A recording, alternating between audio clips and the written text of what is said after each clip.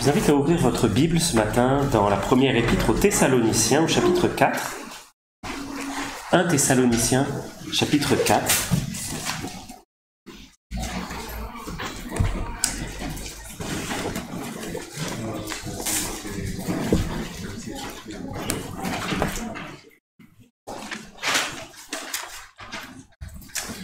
Et avant de lire et de commencer, on va prier ensemble. Seigneur, nous avons chanté que tu es le rocher de notre cœur, notre partage, notre bien, en toutes circonstances. Veuille, Seigneur, parce que nous faisons cette déclaration de foi, que tu es notre rocher, et que nous nous appuyons sur toi. Veuille, Seigneur, bénir la parole que nous lisons ce matin, les moments de partage et l'enseignement qui va être donné. Aide-moi à le transmettre avec clarté, avec droiture, dans la pleine vérité de ta parole. Et je prie, Seigneur, que tu bénisses aussi nos deux sœurs qui enseignent nos enfants et qu'ils reçoivent de ta part une nourriture spirituelle conséquente. Au nom du Seigneur Jésus-Christ. Amen. Donc, on continue dans notre lettre aux Thessaloniciens. Et on l'avait dit, c'est une église qui fait face à des circonstances difficiles. Il y a de la persécution. Ce sont des chrétiens qui sont d'une certaine manière en danger, mais qui tiennent bon. Ils persévèrent dans la foi, et une foi qui est véritablement vivante, qui est active. Ils œuvrent dans l'amour. Il y a une espérance vivante dans leur vie. Et ils continuent d'espérer dans le secours de Dieu. Et là maintenant, depuis quelques semaines, on est dans la partie un peu plus pratique de cette épître. On a vu qu'il était question d'amour. On a vu qu'il était question de sainteté. Et ici, on va voir dans notre texte ce matin des choses très concrètes. On va parler de la vie en général, mais en les abordant sous un angle sous l'angle assez concret de notre mode de vie. Il va être question de notre mode de vie en général. Et si on devait donner un titre au passage que nous allons lire ce matin, on pourrait l'appeler « La vie simple du chrétien ». Ou encore vivre dans la simplicité pour la gloire de Dieu. Donc on va lire dans ce chapitre 4 les versets 9 à 12. Et ce sont surtout les versets 11 et 12 qui retiendront notre attention. Pour ce qui est de l'amour fraternel, vous n'avez pas besoin qu'on vous en écrive, car vous avez vous-même appris de Dieu à vous aimer les uns les autres. Et c'est aussi ce que vous faites envers tous les frères dans la Macédoine entière. Mais nous vous exhortons, frères, à abonder toujours plus dans cet amour et à mettre votre honneur, à vivre tranquille, à vous occuper de vos propres affaires et à travailler de vos mains, comme nous vous l'avons recommandé, en sorte que vous vous conduisiez honnêtement envers ceux du dehors et que vous n'ayez besoin de personne. Voilà notre texte pour ce matin. Et je l'ai dit, ce sont surtout les versets 11 et 12 qui vont retenir notre attention. Ces versets dans lesquels il y a 5 points que nous allons voir. D'abord, il est question de vivre tranquille. Deuxièmement, de s'occuper de ses propres affaires, de travailler de ses mains, de se conduire honnêtement ou avec bienséance, et enfin de n'avoir besoin de personne. Voilà les 5 points de la prédication de ce matin. Et on voit c'est donc un mode de vie qui est décrit dans ces versets, selon des instructions et des recommandations que Paul a pu leur faire de vive voix auparavant, ou peut-être dans une lettre précédente qui ne nous serait pas encore parvenue, qui ne nous est pas parvenue. Et Paul a fait ces recommandations pour que les chrétiens, qui étaient donc dans des situations difficiles, qui faisaient face à la persécution, pour qu'ils puissent adopter un mode de vie à la gloire de Dieu. Ces recommandations, on les trouve dans l'épître aux Thessaloniciens, mais on les trouve aussi disséminées dans d'autres lettres. Donc ce n'est pas quelque chose qui est recommandé très spécifiquement à cette église dans ce contexte-là. C'est quelque chose qui est recommandé aux chrétiens de manière générale. Mais avant d'entrer dans le détail de ces 5 points, je voudrais remarquer quelque chose qui est dit en tête du verset 11. Il est question de mettre son honneur à vivre selon ce mode de vie qui est décrit ensuite, mettre son honneur. Qu'est-ce que nous considérons comme une vie honorable? Ça, c'est des questions qu'on doit se poser. La vie qui est décrite ici, nous devrions la trouver honorable parce qu'elle est honorable aux yeux de Dieu. C'est une vie qui suscite l'honneur et le respect. Et au contraire, vivre autrement que ce qui est décrit ici est déshonorant et honteux.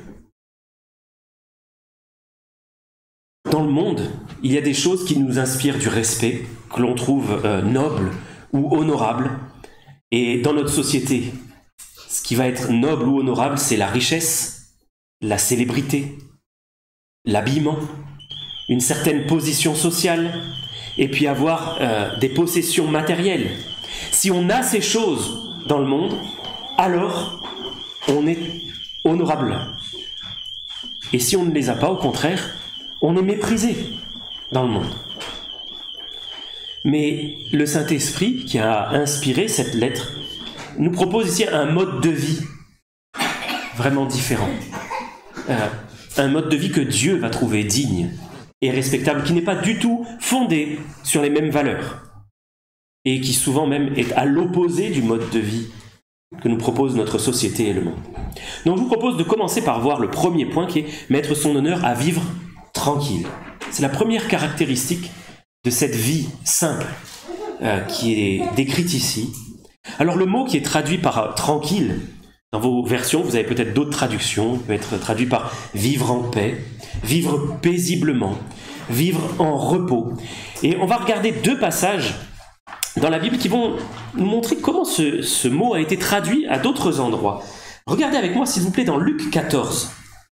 Luc 14 verset 4.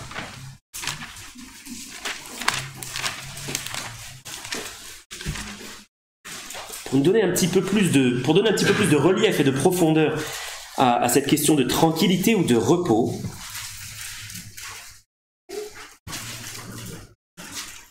Luc 14, verset 4.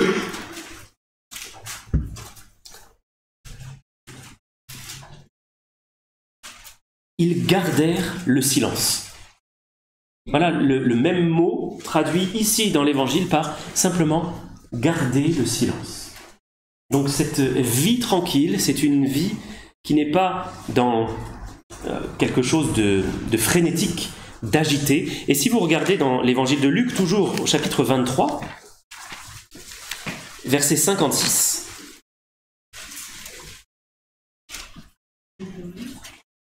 Luc 23, verset 56, je lis la fin du verset. C'est écrit que des femmes qui sont venues ensevelir Jésus, embaumer son corps, elles se reposèrent le jour du sabbat, selon la loi. Donc, cette vie tranquille, c'est une vie qui évoque le silence, la paix, le repos. Mais il ne faudrait pas qu'on soit induit en erreur et penser que c'est une vie où on vit les doigts de pied en éventail, sans travailler, puisque un petit peu plus loin, dans notre texte, il est question de travailler. Mais c'est une vie qui est véritablement marquée par une paix intérieure. Voilà la vie à laquelle le Seigneur nous appelle pour marcher à sa ressemblance, parce qu'en réalité, c'est d'une certaine manière la vie du Seigneur Jésus qui est décrite ici.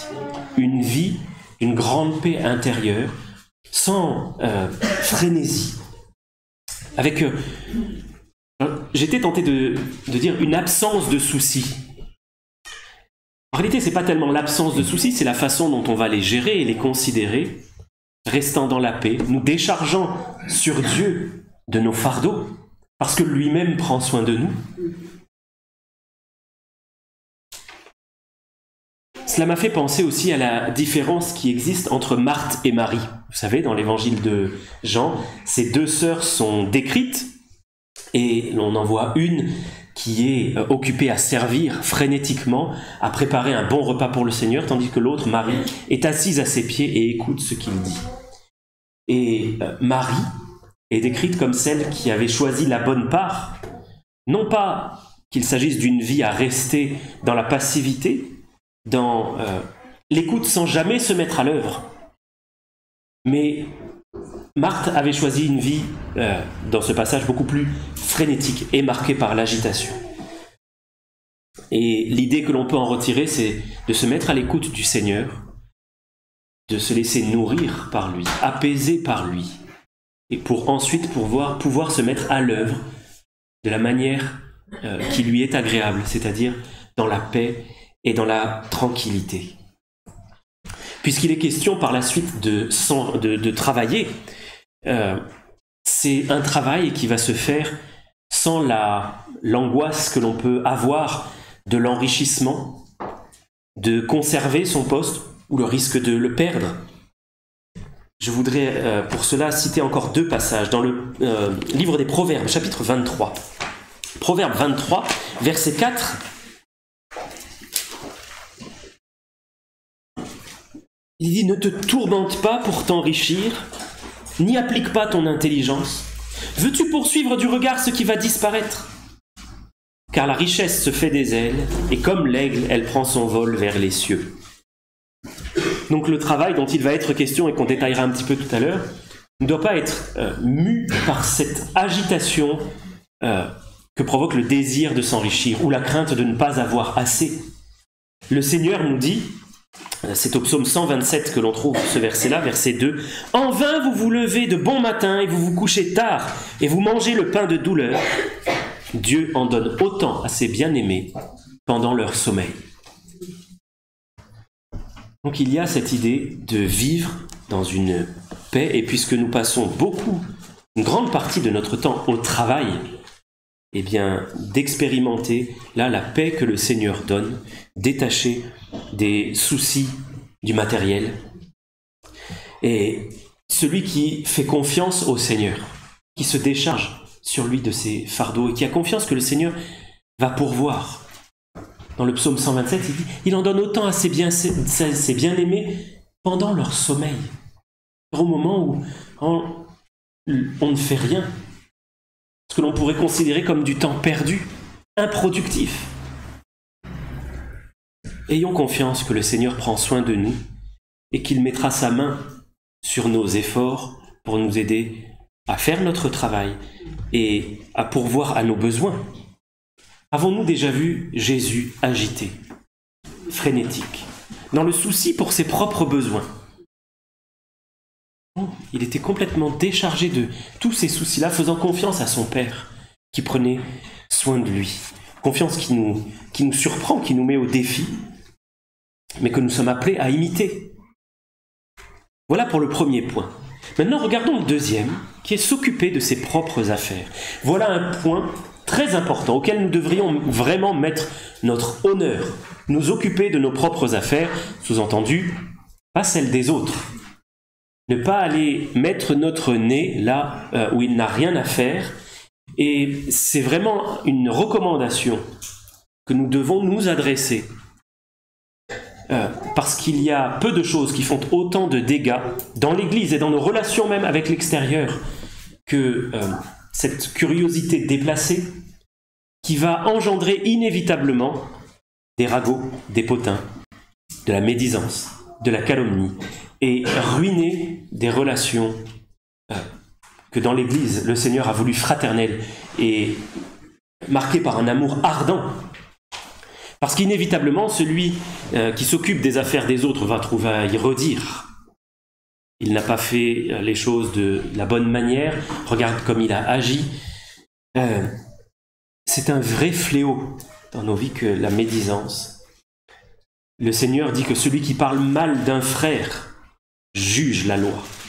Il parle mal de la loi et il juge la loi. Et parfois ça se dissimule. Derrière, je juge pas, hein, mais on l'a tous dit, on l'a tous entendu.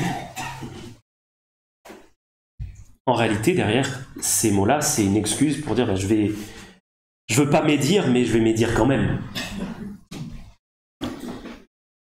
Le Seigneur nous a dit de prendre garde à la poutre qui est dans notre propre œil, avant d'observer la paille qui est dans l'œil du voisin. Et vraiment, cette tendance assez naturelle que nous pouvons avoir à colporter des choses sur les uns ou sur les autres peut ruiner une réputation pour toute la vie, peut détruire une église et faire un grand tort à nos relations avec ceux du dehors. Vous savez, il y avait une dame, je ne sais pas si j'ai déjà donné cet exemple, si vous l'avez déjà entendu de ma bouche, pardonnez-moi, cette dame qui était reconnue pour ne jamais dire de mal de personne. C'était une chrétienne assez âgée qui avait cette réputation de ne jamais dire de mal de personne, mais au contraire de toujours chercher à relever quelque chose de positif. Et un jour, elle s'est retrouvée dans une conversation où il était question d'un homme, et vraiment il semblait difficile de trouver quelque chose de positif à son sujet. C'était un homme qui se retrouvait en prison pour de multiples méfaits. Il semblait vraiment mériter la sentence dont il était frappé, mais elle a quand même trouvé quelque chose à dire sur cet homme. Elle dit, il avait de belles dents. Mais soyons conscients que relever les choses positives chez notre frère, notre sœur, nous aide à aimer véritablement. Et que dans ce mode de vie, c'est simple, que le Seigneur voudrait nous voir adopter, eh bien souvenons-nous qu'il ne voit plus nos fautes. Il ne les voit plus. Relever sans cesse ce que l'autre fait de mal, se mêler sans cesse de ses affaires, c'est un travail diabolique en réalité. C'est une œuvre de la chair qui porte l'empreinte du diable, parce que ça va semer la désunion. Et le Seigneur nous dit au contraire que chacun, s'il a à se plaindre, que chacun se plaigne de ses propres péchés, pas du péché des autres. Il est vrai qu'on a souvent à souffrir du péché des autres. Je ne vais pas dire que ça n'existe pas, mais plaignons-nous davantage de nos propres péchés et faisons preuve de pardon les uns envers les autres. S'occuper de ses propres affaires, ce n'est pas du repli sur soi, ce n'est pas quelque chose d'égoïste, mais en prenant garde à la manière dont je marche et en voyant combien j'ai du mal, moi, à marcher droit. Je pourrais faire preuve de compassion envers mon frère ou ma sœur qui lui aussi, elle aussi, a du mal à avoir des voies bien réglées. Voilà le deuxième point. Maintenant le troisième. Il est question de travailler de ses propres mains. Il y a une suite logique en réalité entre s'occuper de ses propres affaires et travailler de ses propres mains. Parce que si je m'occupe de mes propres affaires, eh bien je vais chercher à m'occuper sainement. Et le travail est une occupation saine. Le précieux trésor d'un homme, nous dit la Bible, c'est son activité. Un précieux trésor. Quand on est occupé par le travail, eh bien nos pensées sont focalisées sur quelque chose. Ne sont pas focalisées sur les autres. On est focalisé sur autre chose que sur la calomnie ou sur la médisance. Et s'il vous plaît, regardez avec moi dans 1 Timothée chapitre 5, les versets 11 à 13. 1 Timothée 5, versets 11 à 13.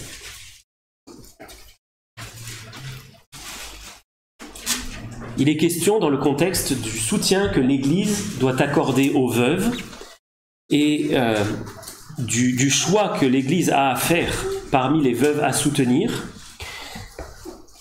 Il y a un certain nombre de critères, et au verset 11, il est dit « Refuse les jeunes veuves, car lorsque la volupté les détache de Christ, elles veulent se marier, et se rendent coupables en ce qu'elles violent leur premier engagement. Avec cela, étant oisives, elles apprennent à aller de maison en maison, et non seulement elles sont oisives, mais encore causeuses et intrigantes, disant ce qu'il ne faut pas dire. » Donc là, ce que l'apôtre Paul vise, ce n'est pas un problème spécifiquement féminin, c'est un problème qui est généré par l'oisiveté.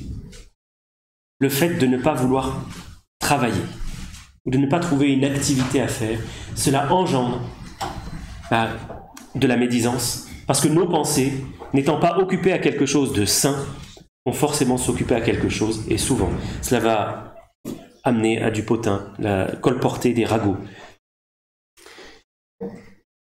Et donc, l'importance d'avoir une bonne occupation, un travail. Mais dans notre texte, il est dit travailler de ses propres mains. Alors ça peut avoir quelque chose de surprenant, mais si on replace des choses dans le contexte de l'époque, qui est très semblable au nôtre. Travailler de ses propres mains, c'était quelque chose de honteux. C'était le travail des esclaves, souvent, de travailler de ses propres mains. Et avoir un travail manuel, c'était mal vu, c'était méprisable. Et dans notre société, on est assez proche de ce même point de vue, à ceci près que l'esclavage a été aboli, mais on peine à orienter nos enfants vers des filières dites professionnelles ou technologiques qui vont leur accorder un métier manuel, parce que notre société véhicule cette idée que le summum de la réussite, ce sont les études. C'est avoir un diplôme qui sanctionne un haut niveau d'études intellectuelles. Mais en réalité, on le voit, et là c'est quelque chose de très pratique, je sors un petit peu du cadre strictement biblique, mais avoir un diplôme qui sanctionne de hautes études intellectuelles n'aboutit pas forcément à un travail. Et notre société aujourd'hui manque de personnes qualifiées pour effectuer des travaux manuels qui sont précieux. Alors, un bon métier manuel est précieux, vraiment précieux. Ne rechignez pas à diriger vos enfants ou à les accompagner s'ils souhaitent se diriger vers une telle voie. Il n'y a rien de honteux, au contraire, c'est honorable que de travailler de ses propres mains. Et je suis bien souvent admiratif de voir mes frères et mes sœurs qui savent faire quelque chose de leurs 10 doigts, ce qui n'est pas mon cas. Mais derrière cette question-là, il y a plus largement la question simple du travail, une question que l'on doit se poser dans une société où on dit qu'il faut travailler, mais personne n'a envie de travailler. On travaille pour le loisir, sans voir la valeur en soi du travail, qui est non seulement d'occuper nos mains, d'occuper nos corps, d'occuper nos esprits, à créer quelque chose que le monde pourra voir. En tant que chrétien, le travail a une grande importance. Est-ce que vous avez déjà entendu parler, pour désigner le tissu du jean, de la toile denim? On est du denim, vous savez ce que c'est? C'est la toile de jean. Est-ce que vous savez pourquoi ça s'appelle du denim? Parce que ça vient de la ville de Nîmes. Mais aujourd'hui, où est-ce que c'est produit? D'où est-ce que ça vient le denim? Des États-Unis. Est-ce que vous savez pourquoi? Eh bien parce qu'au temps de la Réforme, les chrétiens étaient persécutés. Et beaucoup de chrétiens, des huguenots, avaient des affaires, travaillaient dans l'industrie, notamment dans l'industrie de ce qu'à cette époque-là on appelait la toile de Nîmes, on appelle aujourd'hui du jean, et à cause de la persécution, eh bien ils sont partis. Et ils sont partis exportant tout leur savoir-faire, réputés. Ils étaient réputés pour leur savoir-faire, pour leur honnêteté, pour savoir bien diriger leurs affaires, parce qu'ils le faisaient avec la conscience que Dieu était avec eux. Eh bien tout cela, tout ce savoir-faire et toute cette richesse ont disparu de notre pays et se sont exportés, notamment aux États-Unis. En promulguant les lois anti-chrétiennes, le roi de France de cette époque a ruiné son pays. Il a ruiné la France, parce que tous ceux qui avaient des savoir-faire et qui prospéraient dans leur industrie sont partis à cause de la persécution. Donc vous voyez, il y a dans le travail une véritable valeur que nous, chrétiens, pouvons apporter à notre monde, un véritable témoignage lorsque notre travail est bien fait. Que ce soit un travail manuel ou pas, nous pouvons apporter un véritable témoignage d'honnêteté, de ne pas faire un travail uniquement intéressé. Abordons maintenant le 4e point, qui est de se conduire honnêtement envers ceux du dehors. Dans le même chapitre, au verset 6, il était question de bien se comporter honnêtement les uns avec les autres, c'est-à-dire dans le cadre de l'Église, mais là, il est plus spécifiquement question de notre témoignage envers ceux qui ne connaissent pas le Seigneur. C'est comme ça qu'ils sont appelés ceux du dehors. Au début du chapitre, il était question de ne pas faire preuve de fraude, de cupidité dans les affaires, en particulier les uns envers les autres, mais de manière générale. Et là, il s'agit pour le dehors, et on voit donc bien que le chrétien est appelé à travailler pour être un témoignage envers ceux qui ne connaissent pas le Seigneur. Bien souvent, dans le travail, on n'a pas la liberté de parler de Christ. Parfois, on peut glisser un mot, avoir une conversation informelle. Ça peut arriver. Saisissons ces occasions, si nous le pouvons. Mais la façon dont nous travaillons va véritablement montrer à qui nous appartenons. Alors dans ce texte, vous avez peut-être autre chose que se conduire honnêtement. Parfois, c'est avoir une conduite honorable, avoir une conduite respectable. Il ne s'agit pas simplement d'honnêteté, le fait de ne pas voler, de ne pas être un voleur, un tricheur, un menteur.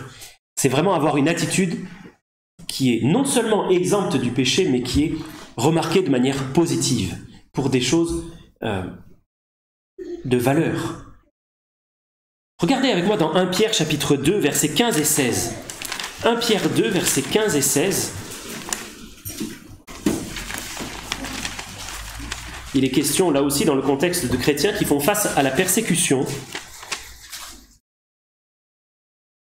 Et l'apôtre Pierre leur dit que c'est la volonté de Dieu qu'en pratiquant le bien, vous réduisiez au silence les hommes ignorants et insensés, étant libres, sans faire de la liberté un voile qui couvre la méchanceté, mais agissant comme des serviteurs de Dieu.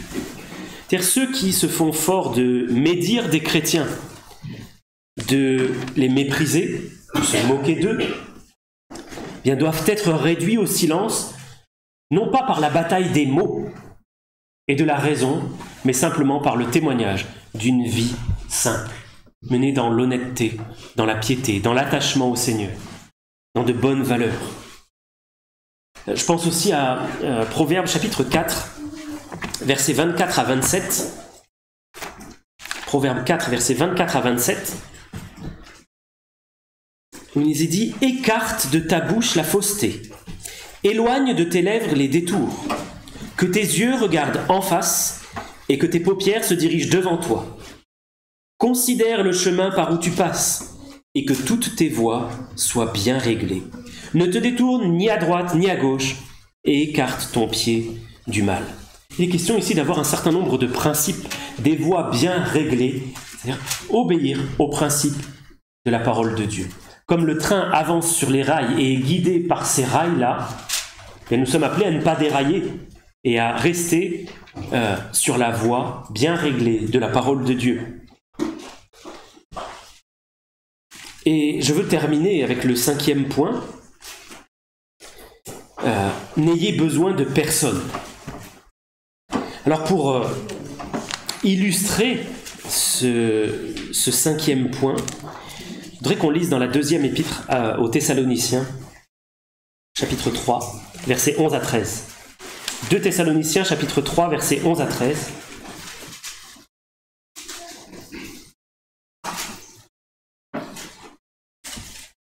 Et je vais citer ce passage pour deux choses. Paul dit « Nous apprenons cependant qu'il y en a parmi vous quelques-uns qui vivent dans le désordre, qui ne travaillent pas, mais qui s'occupent de futilité. Nous invitons ces gens-là et nous les exhortons par le Seigneur Jésus-Christ à manger leur propre pain en travaillant paisiblement.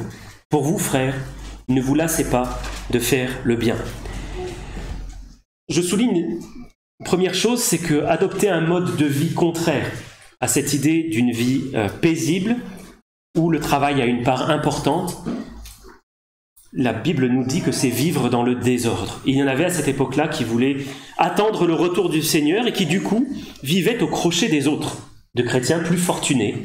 Ils vivaient en dépendant d'eux. Et la Bible qualifie cela d'une vie désordonnée. Ne pas vouloir travailler, c'est une vie désordonnée. Vouloir sciemment profiter des aides sociales, c'est vivre dans le désordre.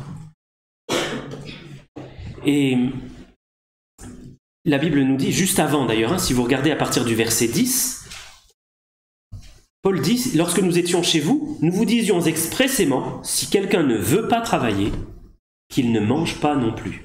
Voilà un principe bien important. Il n'est pas question de celui qui ne peut pas travailler, de celui qui ne trouve pas de travail, de celui qui ne veut pas travailler. Et il est appelé à se serrer la ceinture d'un cran, à ne pas manger. Parce que le chrétien est appelé à travailler pour sa propre subsistance. Et c'est quelque chose que je mets en rapport avec ce qui est dit, n'ayez besoin de personne. Il ne s'agit pas de vivre pour les chrétiens en autarcie, de vivre sans compter les uns sur les autres.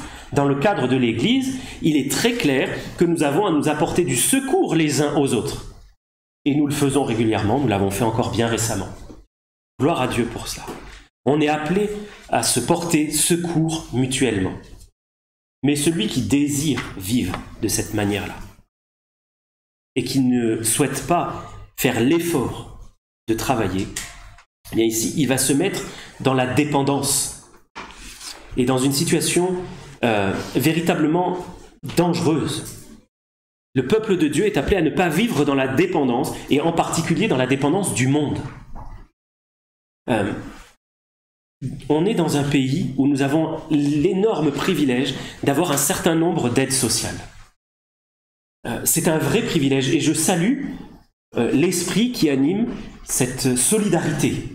Parce qu'en réalité, chacun donne dans le pot commun pour subvenir aux besoins des plus démunis. Voilà le principe qui est censé guider l'effort de solidarité collective, et c'est quelque chose de bénéfique. Il n'est pas parfait, c'est un principe qui est appliqué dans le monde par une humanité pécheresse, mais à la base, il y a quand même un principe de solidarité. Mais aujourd'hui, pouvons-nous vivre sans les aides sociales en tant que chrétiens? Est-ce que nous pouvons vivre sans ces aides-là?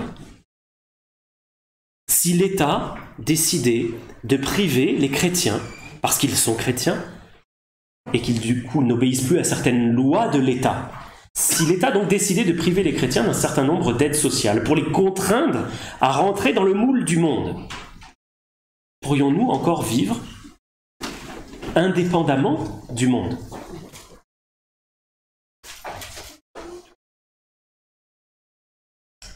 Ce que le Seigneur veut nous amener à comprendre, ce n'est pas qu'il faut refuser les aides sociales, c'est qu'il faut réduire autant que possible notre exposition, notre dépendance vis-à-vis de ces aides-là. Pour ne pas avoir à être contraint par l'État à obéir à des lois qui seraient contraires à la parole de Dieu, sous peine de ne plus bénéficier du soutien. Mais il y a aussi autre chose, c'est qu'il y a quelque chose de honteux à quémander. Alors les aides dans notre pays sont allouées bien souvent automatiquement, mais le chrétien n'est pas appelé à quémander. Avons-nous vu déjà le Seigneur quémander au monde pour ses besoins? Jamais. À aucun moment. Regardez s'il vous plaît avec moi dans Esdras chapitre 8. Il y a un passage qui m'a profondément marqué dans le livre d'Esdras.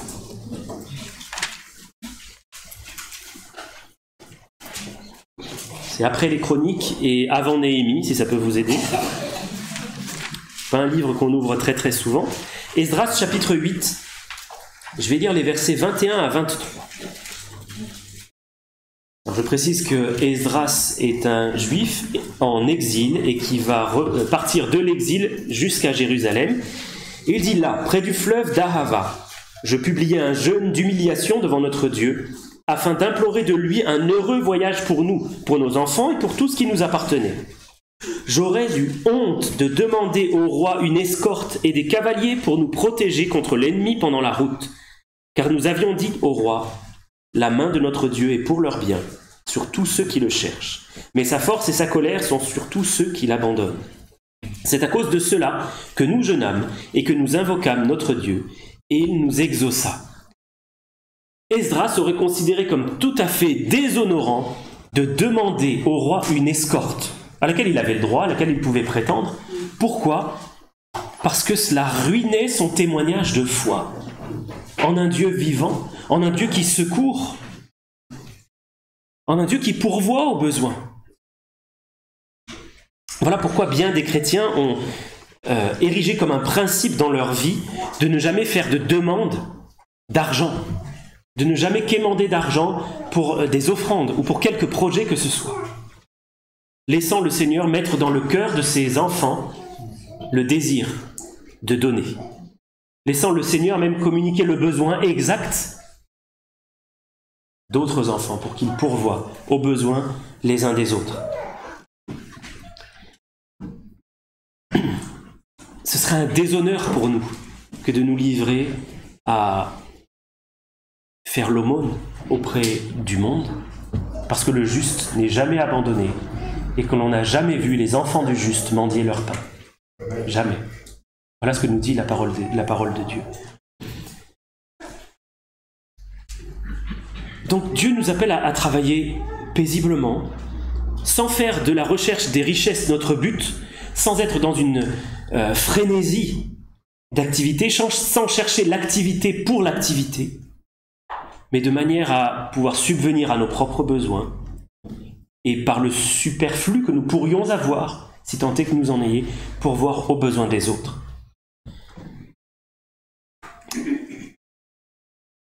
Précisons aussi que la frénésie dont nous pouvons être, qui peut s'emparer de nous pour gagner de l'argent, elle a pour racine un manque de confiance dans le Seigneur qui va pourvoir et un désir de posséder. Souvent, on veut gagner plus pour maintenir un niveau de vie ou pour augmenter notre niveau de vie. Je veux dire posséder plus et posséder mieux, c'est-à-dire de meilleure qualité. Donc, pour terminer, je veux citer l'apôtre Pierre qui nous dit d'être sobre, c'est-à-dire de mener une vie sobre, tournée vers l'essentiel. L'apôtre Pierre, pour lui, l'essentiel dans son épître, c'est la prière. Soyez sobre afin de pouvoir vaquer à la prière. Avoir une vie simple, motivée par l'essentiel qui est d'honorer Dieu, de lui faire confiance dans l'essentiel de notre vie. Et si vous voulez, on termine avec Tite, chapitre 2. Tite, chapitre 2. Je ne vais pas lire tout le passage parce qu'il est long, ce sont les 10 premiers versets. Mais il est question de diverses recommandations adressées aux personnes âgées, aux femmes, aux jeunes gens, aux serviteurs. Et je vais souligner les raisons pour lesquelles ces recommandations sont données, ces recommandations qui conduisent à une vie simple, elles aussi. Au verset 5, vous voyez que la femme, des recommandations lui sont données afin que la parole de Dieu ne soit pas calomniée. Au verset 8, les jeunes gens reçoivent des recommandations afin que l'adversaire soit confus, n'ayant aucun mal à dire de nous. Et au verset 10, les serviteurs, on pourrait transposer par les employés, les travailleurs de notre société, sont encouragés à vivre simplement pour montrer une parfaite fidélité afin de faire honorer en tout la doctrine de Dieu, notre Sauveur. Donc cette vie simple, elle est là pour glorifier notre Dieu, pour que sa parole ne soit pas calomniée, pour que l'adversaire n'ait aucun mal à dire de nous, pour que la doctrine soit honorée et ne soit pas calomniée. Cherchons à vivre de cette manière simple et paisible, dans la confiance et la dépendance du Seigneur. On va prier ensemble. Notre Dieu et Père, merci pour ta parole, pour ce livre merveilleux qui guide notre vie, qui nous dirige, qui nous apporte la lumière. Merci pour cette si grande richesse et pour les commandements saints, justes et bons que tu nous donnes, pour les voies lumineuses dans lesquelles tu veux nous conduire. Seigneur, nous sommes bien faibles et sans toi, nous ne pouvons rien faire. C'est pour ça que je te demande, notre Dieu, de nous conduire dans ces voies-là, de nous protéger, de nous garder de tout mauvais témoignage, de nous pardonner aussi nos manquements, qu'ils soient nombreux ou pas. Et Seigneur, d'éclairer nos yeux pour savoir là où nous devons aller, comment nous devons agir. Secours-nous, parce qu'il nous arrive de faire face à des situations difficiles et stressantes, mais révèle à nos cœurs ta bonté de Père, ton désir de pourvoir à nos besoins et ta grande fidélité, parce que tu ne manques jamais à ta parole. Nous te bénissons pour cela, Seigneur, parce que tu es fidèle que tu es bon, que tu as promis de ne jamais nous abandonner, et de sorte que jamais notre postérité ne sera vue mendiant son pain. Béni sois-tu, notre Dieu, pour tes promesses. Au nom du Seigneur Jésus-Christ. Amen.